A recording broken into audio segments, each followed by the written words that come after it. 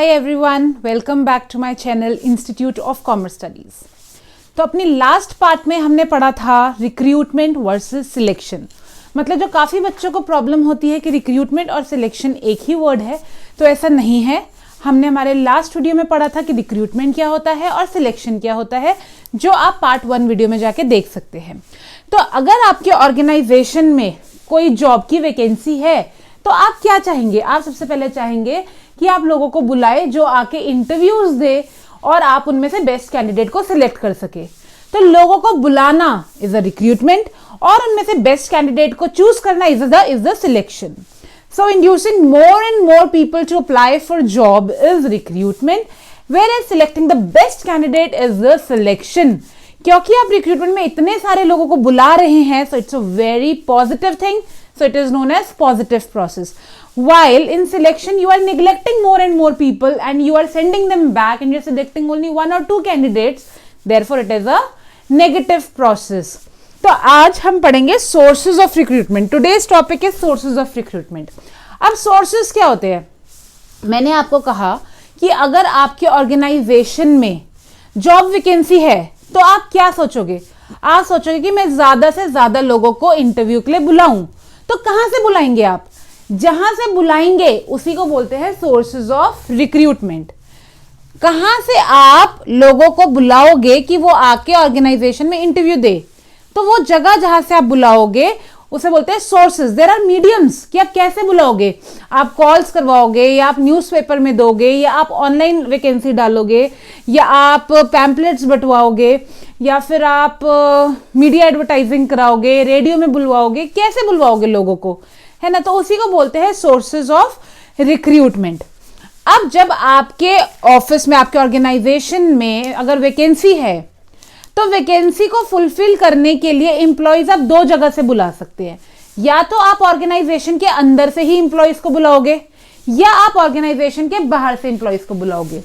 अगर आप एम्प्लॉयज को ऑर्गेनाइजेशन के अंदर से ही बुला रहे हो तो उसको कहते हैं इंटरनल सोर्स ऑफ रिक्रूटमेंट। और अगर आप एम्प्लॉयज को बुला रहे हैं, कैंडिडेट्स को बुला रहे हैं ऑर्गेनाइजेशन के बाहर से, तो उसे कहते हैं external source of recruitment. Let me tell you one more time. अगर आप एम्प्लॉयज को, कैंडिडेट्स को इंटरव्यू के लिए बुला रहे हैं, कहां से?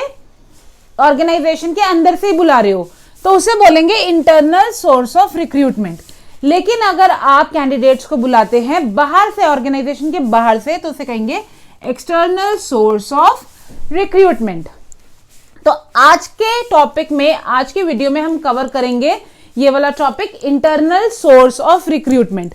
और जब हमारा टॉपिक खत्म हो जाएगा तो इस टॉपिक से रिलेटेड क्वेश्चन, इंपॉर्टेंट क्वेश्चन जो बोर्ड एग्जाम में मैक्सिमम टाइम्स आता है, वो हम डिस्कस करेंगे at the end of the video, at the end of the topic, कि इस टॉपिक से रिलेटेड कौन सा क्वेश्चन बोर्ड एग्जाम में मैक्सिमम आता है।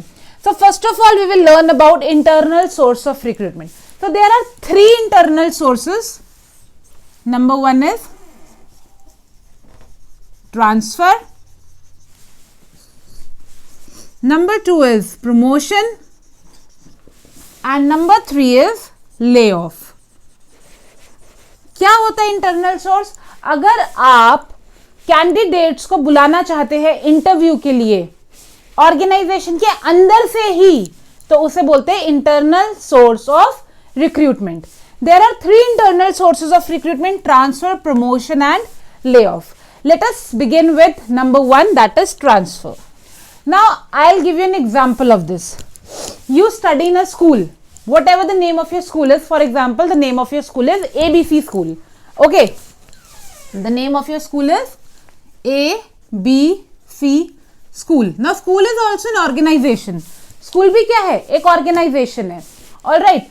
तो स्कूल में एक क्या हुआ, 2 ब्रांचेस है स्कूल की, ब्रांच 1 एंड ब्रांच 2।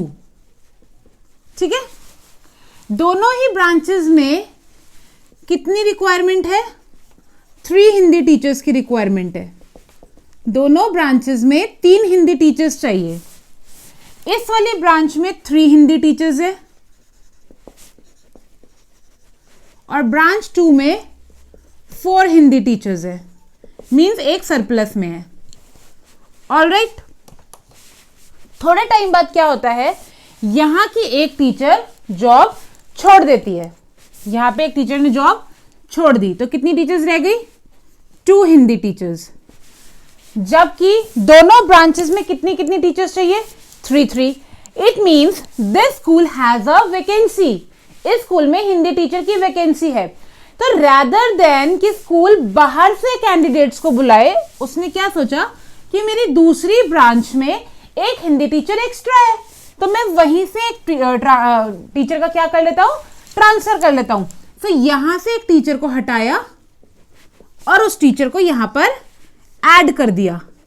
तो अब दोनों ही ब्रांचेस में उतनी टीचर्स है जितनी होनी चाहिए थी, और वैकेंसी भी फुलफिल हो गई और बाहर से भी किसी कैंडिडेट को नहीं बुलाना पड़ा। मतलब वैकेंसी भी फुलफिल हो गई और एम्प्लॉय हमें कहां से मिल गया, अपनी ऑर्गेनाइजेशन के अंदर से ही। तो उसी को बोलते हैं इंटरनल सोर्स। और जब एक ब्रांच से दूसरी ब्रांच में भेजा जाता है एक एम्प्लॉय को, सेम पोस्ट पे, सेम लेवल पे, ना ही उनका प्रमोशन हुआ, ना ही वो ऊपर बढ़े, और ना ही उनका डिमोशन हुआ, ना ही वो नीचे आए। जब सेम लेवल पे एक ब्रांच से दूसरी ब्रांच में भेज दिया जाता है, उसको कहते हैं transfer. This is an internal source of recruitment. Transfer is the internal source of recruitment, where you do not need to recruit people from outside the organization, rather you're getting an employee from your own organization. Clear? So this is the first source of internal recruitment, that is transfer. Now we'll come to the second internal source of recruitment, that is promotion. Suppose these are the 3 levels in an organization. Level 1 which is the highest level, number 2 and number 3. Her level पे हमें 3 employees चाहिए again, हर level पे. Now here we have 3 and here we have 4 employees. यहाँ पे हमारे पास 3 है और यहाँ पे हमारे पास 4 है. Level 2, Level 1, Level 2 and Level 3. यहाँ पे 3 employees काम कर रहे हैं और यहाँ पे 4 employees काम कर रहे हैं. Again the same things happen. यहां से एक एम्प्लॉय चला गया तो यहां पे कितने रह गए, 2 एम्प्लॉयज. यहां पे एक कम है और यहां पे एक ज्यादा है. अगर आपके बॉस को ऐसा लगता है, आप यहां पे काम कर रहे हो, you are working here, okay, अगर आपके बॉस को लगता है that you have the potential, you have the calibre that you can be promoted to a bigger level, आपके अंदर वो कैलिबर है, आपके अंदर वो पोटेंशियल है कि मुझे बाहर से एम्प्लॉय लाने की जरूरत नहीं है यहाँ के लिए, यही पर्सन यहाँ का काम आराम से देख लेगा, तो वो क्या करेंगे, वो कहेंगे इसका प्रमोशन कर दो, यहाँ पे 3 एम्प्लॉयज कर दो और इसका प्रमोशन करके इसको यहाँ पे शिफ्ट कर दो. तो अगर आपका परफॉर्मेंस अच्छा है, आप अच्छा काम करते हैं और आपके बॉस को लगता है कि आपको ऊपर अपग्रेड किया जा सकता है, तो भी हमें बाहर से किसी कैंडिडेट को लाने की जरूरत नहीं है और हम क्या करेंगे, हम नीचे वाले पर्सन का ही ऊपर अपग्रेड करके प्रमोशन कर देंगे और वैकेंसी फुलफिल हो जाएगी. ऐसा भी हो सकता है कि यहाँ का एक एम्प्लॉय अच्छा काम नहीं कर रहा और यहाँ पे वैकेंसी है, उसके काम ना अच्छे करने की वजह से वैकेंसी फुलफिल करने के लिए उसका डिमोशन भी हो सकता है. अगर मानो यहाँ पे लोग कम है और यहाँ पे ज्यादा है और यहाँ का एक पर्सन अच्छा काम नहीं कर रहा, तो वैकेंसी फुलफिल करने के लिए और बाहर से किसी को ना बुलाना पड़े, उसके लिए उसका डिमोशन भी किया जा सकता है अगर उनका काम अच्छा नहीं है. तो this is the second source of internal recruitment. Now third, what is lay off. Lay off का मतलब होता है temporary separation of employee with the organization. Suppose एक ऑर्गेनाइजेशन है जहां पे सीजनल काम होता है, यानी किसी सीजन में काम होता है और किसी सीजन में काम नहीं होता. तो जैसे ही काम वाला सीजन जाता है तो ओनर क्या कहता है अपने एम्प्लॉय को, ओनर कहता है कि अभी 3-4 महीने मेरे पास काम नहीं है, तो अभी तुम जा सकते हो और जैसे ही काम वापस आएगा तो तुम तुरंत वापस आ जाना. So it is a very clear understanding between the employer and the employee कि जैसे ही इस ऑर्गेनाइजेशन में काम वापस आएगा तो मुझे इंटरव्यू देने की जरूरत नहीं है, मैं दोबारा से वापस आ जाऊंगा. और क्योंकि अभी काम नहीं है इसलिए अभी मुझे भेजा जा रहा है, और जैसे ही काम वापस आएगा तो मैं तुरंत वापस आ जाऊंगा। यानी कि इमीडिएटली जैसे ही काम वापस आएगा मैं अपने एम्प्लॉय को वापस बुला लूंगी, क्योंकि अभी काम नहीं है तो मैंने उसे भेज दिया। इसे बोलते हैं temporary separation of employee with the organisation. तो इस केस में भी जैसे ही मेरे पास काम वापस आएगा तो मुझे कोई रिक्रूटमेंट करने की जरूरत नहीं है, मैं अपने पुराने ही एम्प्लॉयज को वापस बुला लूंगी। सो if there is a vacancy in your organization and you want people to come for the interview, तो आप दो तरीके से लोगों को बुला सकते हो, ऑर्गेनाइजेशन के अंदर से और ऑर्गेनाइजेशन के बाहर से। अगर आप ऑर्गेनाइजेशन के अंदर से ही बुला रहे हैं तो उसे बोलते हैं इंटरनल सोर्स, आपको बाहर से किसी का इंटरव्यू लेने की जरूरत नहीं है। जिसके 3 पार्ट है। Transfer, when you are sending a person from one branch to another at the same level, same post, ताकि आपकी वैकेंसी भी फुलफिल हो जाए और टीचर्स का बैलेंस भी सही हो जाए, एम्प्लॉइज का बैलेंस भी सही हो जाए दोनों ब्रांचेस में, उससे बोलते हैं transfer. If you are upgrading a person from one level to another और you are degrading a person from one level to another due to their performance, then it is known as promotion. इधर भी आपको बाहर से employees लाने की जरूरत नहीं है। And the temporary separation of employee with the organisation, ताकि जैसे ही काम दोबारा आएगा मैं दोबारा उनको बुला सकूं, उसे बोलते हैं ले ऑफ।